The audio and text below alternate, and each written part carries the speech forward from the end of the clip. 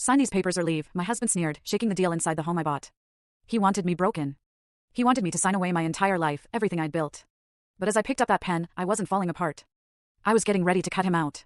It was 7 a.m., the morning sun just barely peeking through the plantation shutters, throwing long shadows across my office. I'd just finished my run, still in my leggings, expecting coffee and a normal workday. Instead, I walked into an ambush. Ethan was there, lounging in my custom leather executive chair, the one I bought with my own bonus 5 years ago. He was behind the mahogany desk that had been in my family for generations. He looked almost comically out of place, trying to project authority in a room that screamed me. But there was nothing funny about the document he slid across the polished wood. You can't be serious, Ethan, I managed, my voice barely a whisper. I wasn't scared, just stunned by the sheer audacity. He smirked, leaning back and lacing his fingers behind his head. He was wearing the silk robe I'd bought him for Christmas, the one that cost more than my first car. I am deadly serious, Olivia. Marriage is a partnership, 50-50.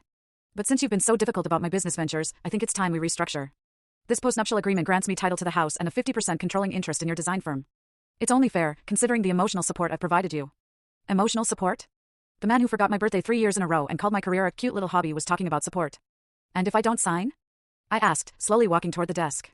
Then I file for divorce, he said, his eyes gleaming with a predatory light. I'll drag it out.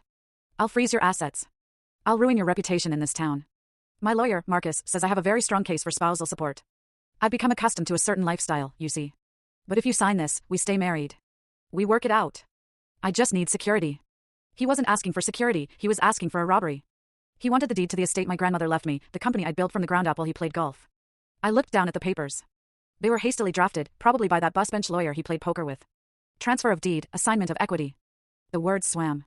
He truly thought he had me cornered, thought I was the same woman who'd nodded and smiled for 4 years to keep the peace.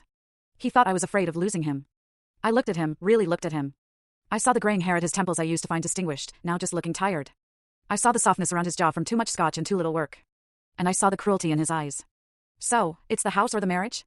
I asked, picking up the heavy fountain pen from the desk set. It's about fairness, Olivia, he corrected, though his eyes darted to the pen in my hand with hungry anticipation. Sign it, and we can go back to normal. Don't, and I'll make sure you lose everything anyway. I uncapped the pen. The gold nib glinted in the morning light. My heart should have been racing. I should have been screaming, throwing things, calling the police. But a strange, icy calm had settled over me. It was the calm of a surgeon before the first cut. Okay, Ethan, I said softly. You win. His eyes widened. He hadn't expected it to be this easy. He leaned forward, practically salivating. Good girl. You're making the right choice. I bent over the desk. I didn't hesitate. I signed my name, Olivia Blackwood, with a flourish on the bottom of the last page. The ink was dark and permanent. There, I said, capping the pen and setting it down with a deliberate click. Ethan snatched the papers up instantly, scanning the signature as if checking for a trick, bottom left of screen, click full story.